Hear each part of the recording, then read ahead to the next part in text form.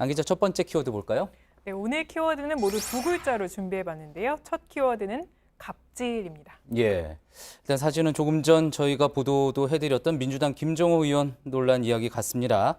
자, 김 의원도 일단 공항에서 어떤 그런 실랑이가 있었던 것 자체는 인정을 했던 것 같습니다. 네, 맞습니다. 김 의원은 지난 20일 김포공항에서 자신의 지역구인 김해로 가는 비행기의 탑승 수속을 밟으면서 보시는 것처럼 신분증을 자신의 휴대폰 케이스에 이렇게 끼워서 보여줬다 이렇게 예. 얘기했습니다. 하지만 보안요원이 이를 꺼내줄 것을 요구하자 김 의원이 근거 규정이 있느냐 이렇게 묻는 과정에서 언성이 높아졌다는 거고요.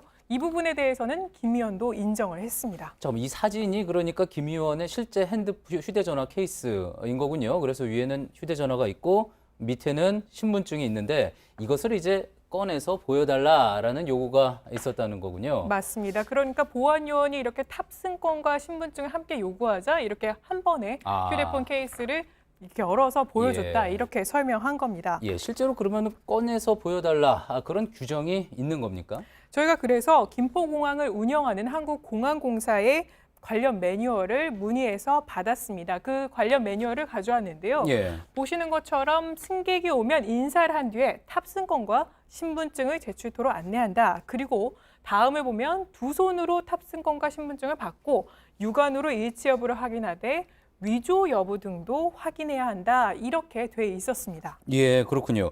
위조 여부를 확인한다. 이렇게는 돼 있는데, 자, 그렇다면 두 손으로 신분증을 받아서 일치하는지, 뭐 위조인지 이 여부를 확인해야 한다. 그런데 오늘 논란이 된 거는 이제 케이스에 있는 신분증을 꺼내야 하느냐 마느냐 이 부분이었잖아요. 맞습니다. 그러니까 구체적으로 꺼내야 한다, 신분증을 꺼내서 확인해야 한다 이렇게 적혀 있는 건 아니었습니다. 예. 하지만 신분증을 받아서 일치 여부뿐만 아니라 위조 여부를 확인해야 된다 이렇게 돼 있는데요. 이 때문에 전문가들은 꺼내줄 것을 요구할 수 있다 이렇게 해석했습니다. 예. 저희가 전문가의 의견 그대로 가져와 봤는데 홍규성 교수 이렇게 얘기했습니다. 일치 여부를 위해서는 투명한 지갑에 든 신분증을 꺼내지 않아도 될 수 있다. 예. 하지만 그 위변조 위험이 있을 수 있기 때문에 꺼내서 보여달라고 하는 것 역시 직원이 요구할 수 있다. 이렇게 얘기했습니다. 그렇군요. 자, 그렇다면 김 의원 이 부분에 대한 입장이 있습니까?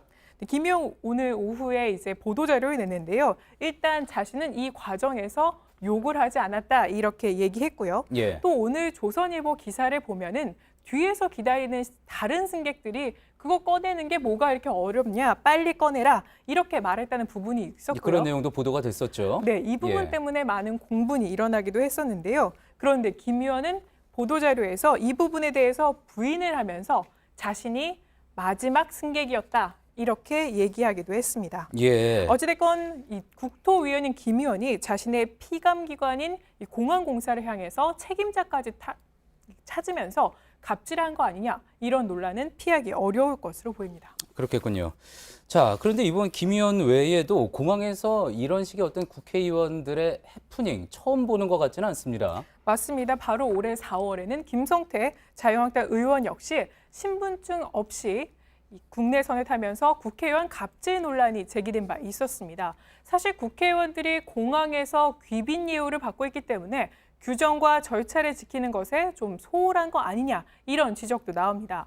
현재 국회의원은 귀빈실 운영 예규, 그러니까 한국공항공사의 예규 때문에 이 공항에서 귀빈실을 이용할 수 있고요. 또 대리자를 통한 티켓팅도 가능합니다. 예. 다만 국유 철도와 선박, 항공기를 무료로 탈 수 있는 조항은 지금은 폐지됐습니다. 예. 과거에는 그런 혜택들이 있었던 거군요. 예.